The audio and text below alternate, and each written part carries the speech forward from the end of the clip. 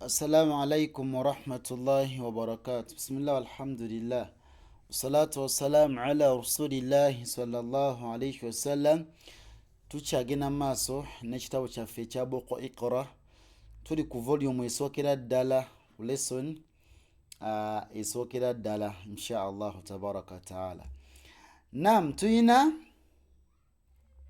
ba'atha ba'atha ba'atha ba'atha ba'atha jahaha jahaha jahaha dadhara dadhara dadhara zasasha zasasha zasasha asada asada asada tadha'a tadha'a tadha'a ghafaqa ghafaqa ghafaqa kalama kalama kalama nawaha nawaha nawaha.